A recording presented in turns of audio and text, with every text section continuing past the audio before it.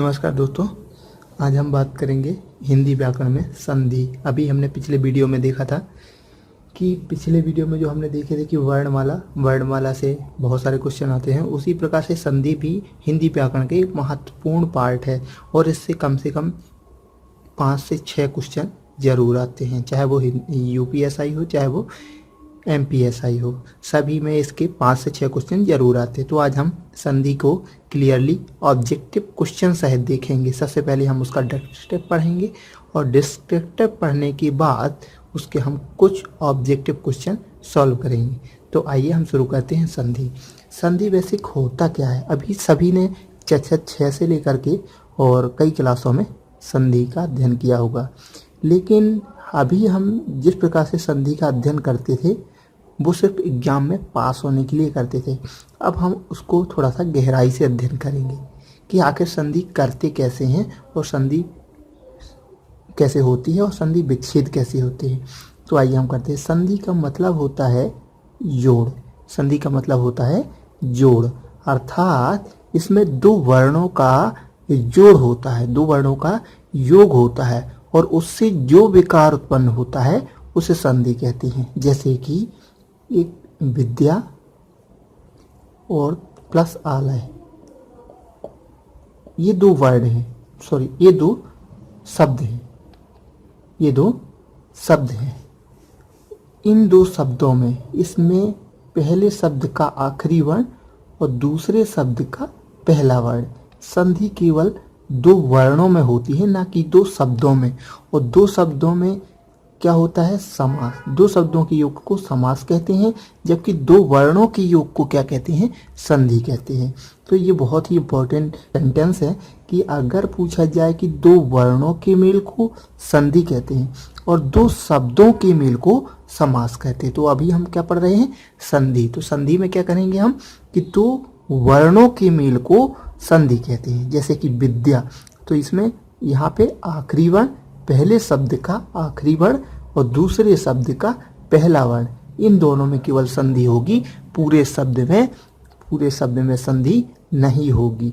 और इनके योग से जो विकार उत्पन्न होगा, विकार का मतलब क्या होता है? अभी तक हम पढ़ते आ रहे थे कि विकार उत्पन्न होता है उसे संधि कहते थे। तो विकार का मतलब होता है परिवर्तन। विकार का मतलब होता है परिवर्तन, अर्थात इसमें कुछ ना कुछ परिवर्तन होगा और नया शब्द क्या बन जाएगा? विद्यालय। तो अभी तक हमने क्या पढ़ा, उसमें क्या समझ में आया कि हमें ये चीज हमेशा ध्यान रखना है कि संधि हमेशा दो वर्णों में होती है, ना कि दो शब्दों में।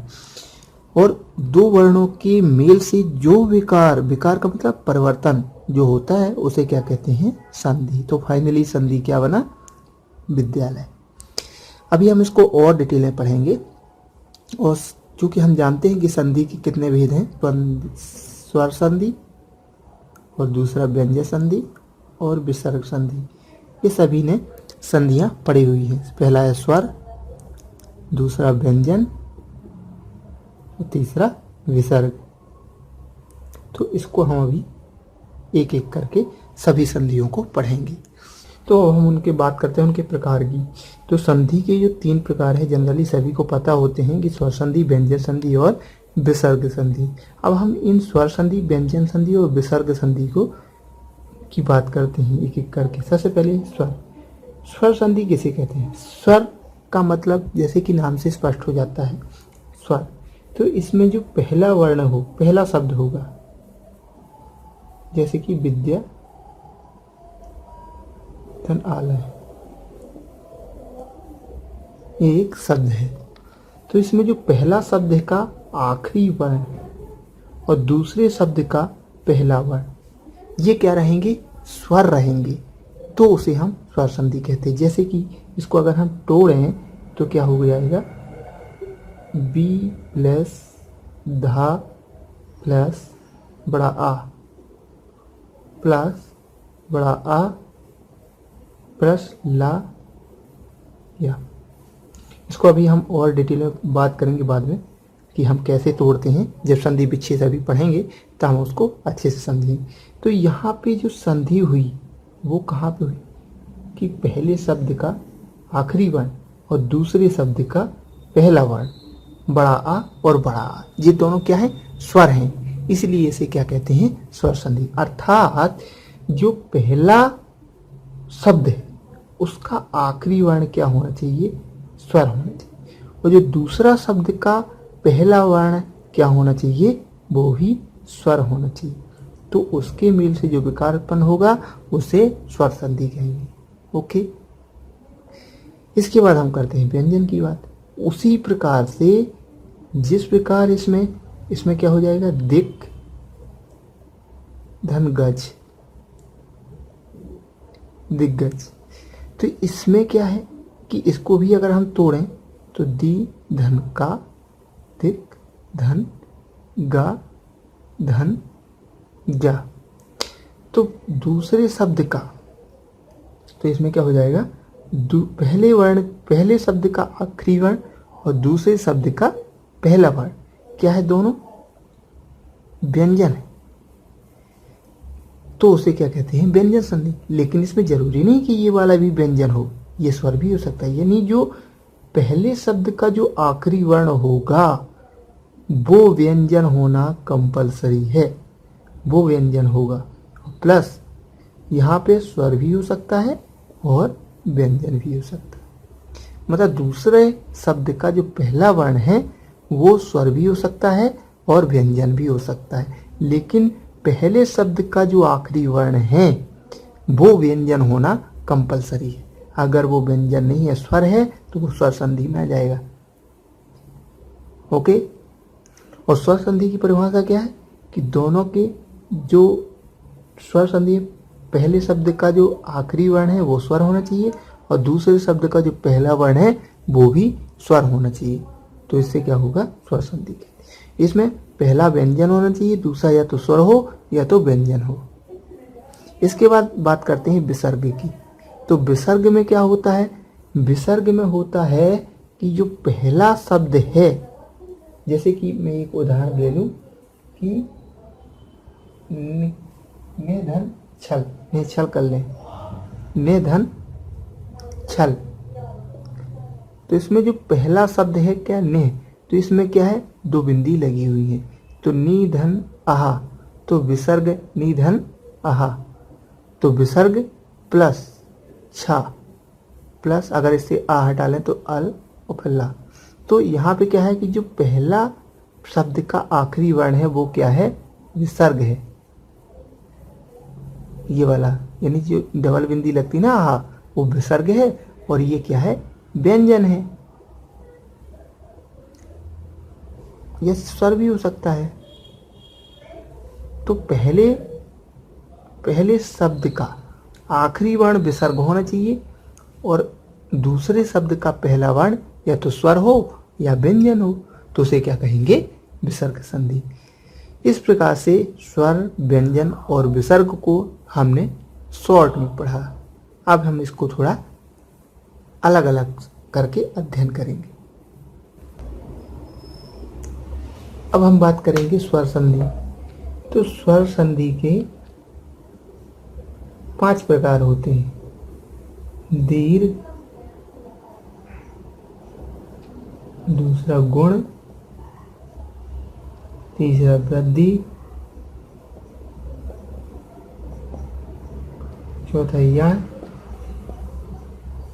पांचवा है आयादी। दीर्घ, गुण, वृद्धि, यण, आयादी।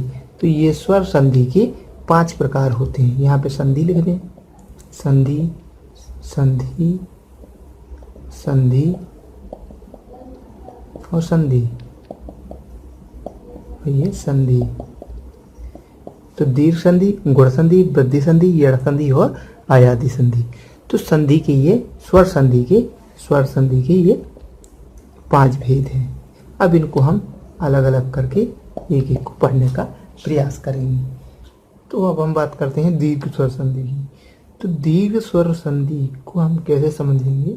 दीर्घ का मतलब होता है बड़ा, दीर्घ का मतलब होता है बड़ा, अर्थात पहला शब्द का आखिरी वर्ण और दूसरे शब्द का पहला वर्ण, इन दोनों की संधि होती है। तो जो पहला शब्द का आखिरी वर्ण होगा वो यदि छोटा या है और दूसरे शब्द का पहला वर्ण क्या है, छोटा या है, तो क्या बनेगा, बड़ा आ बनेगा। ओके, या पहला शब्द क्या है, बड़ा आ है और दूसरा शब्द छोटा या है। दूसरे शब्द का पहला वर्ण और पहले शब्द का आखिरी वर्ण, ये यदि बड़ा आ है और ये छोटा आ है तो भी क्या बनेगा, बड़ा आ बनेगा। और यदि पहले शब्द का आखिरी वर्ण छोटा आ है और ये वाला जो पहला वर्ण है दूसरे शब्द का वो क्या है, बड़ा आ है, तो भी क्या बनेगा, बड़ा आ। उसी प्रकार से यदि ये बड़ा आ है और ये बड़ा आ है, बड़ा आ और बड़ा आ, तो भी क्या बनेगा, बड़ा आ। यानी कहने का मतलब है कि ऐसी 4 कंडीशन में बनना क्या है, केवल बड़ा आ ही। इन 4 कंडीशन में बनना क्या है, बड़ा आ। तो ये बहुत इम्पोर्टेंट चीज़ है कि दीर्घ संधि में यानी दीर्घ स्वर संधि में जो बनेगा वो हमेशा बड़ा ही है, इसलिए दीर्घ का मतलब ही होता है बड़ा। उसी प्रकार से अगर हम छोटी ई और बड़ी ई का जो कॉम्बिनेशन बनेगा, क्या बनेगा, छोटी ई और छोटी ई, बड़ी ई और छोटी ई और बड़ी ई और बड़ी ई, तो इसका कॉम्बिनेशन से जो भी बनेगा वो बड़ी ई ही आएगी। तो ये हो गया। उसी प्रकार से छोटा ऊ और बड़ा ऊ, छोटा ऊ और छोटा ऊ और बड़ा ऊ और प्लस छोटा ऊ और बड़ा ऊ प्लस बड़ा ऊ, इनके कॉम्बिनेशन से जो बनेगा वो बड़ा ऊ ही बनेगा। इसके बाद जो ऋषि है ऋषि का, वो किसी के साथ भी लगे तो ऋषि का ही बनेगा। ये प्रकार के हमें दीर्घ स्वर संधि में ध्यान करें। अब हम इसका एक एग्जाम्पल ही पढ़ेंगे, लेकिन इसमें हमें इन चीज़ों को ध्यान रखना है। यानी जो भी बनेगा वो बड़ा ही बनेगा, चाहे वो बड़ा आ बने, बड़ी ई बने, बड़ी यू बनेगा या ऋषि सी बनेगा। यानी कुल मिला के जो भी बनेगा वो बड़ा बनेगा। तो इसे क्या कहते हैं, दीर्घ स्वर संधि। हम इसका एक दो एग्जाम्पल करते हैं।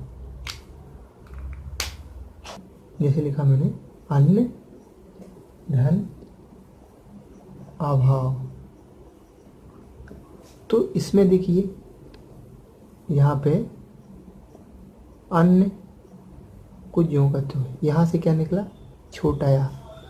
हर किसी भी, मैंने अभी पहले ही बताया था, हर व्यंजन में एक क्या रहता है, स्वर लगा रहता है। हर व्यंजन में, कोई भी व्यंजन हो, हर व्यंजन में एक स्वर लगा ही रहता है। तो यहाँ पे क्या है, पहला वर्ण क्या आ गया, छोटा या। ओके, इसके बाद जो दूसरा शब्द है उसमें क्या है, बड़ा आ, तो इसे बड़ा आ ले लो। तो यहाँ क्या निकल के आया और प्लस यहाँ क्या आ गया, भाव क्यों का। तो यहाँ पे क्या बनेगा, फाइनली बड़ा आ बनेगा कि नहीं बनेगा। क्योंकि इसका पहला आ और बड़ा आ, हमने नियम पढ़ा था हमेशा क्या बनेगा, बड़ा आ। तो यहाँ क्या बन गया, बड़ा आ। तो यहाँ क्या था अपने पास, अन्न, और ये इससे क्या निकलेगी, ये डंडा, तो वो आके इसमें लग जाएगी। तो क्या हो गया, अन्ना। और ये यहाँ बड़ा भा, बड़ा छोटा हुआ, वैसे ही है, तो इसको ऐड कर दिए, क्या हो गया, अन्ना भाव। ये बन गया, क्या बन गया, अन्ना भाव शब्द।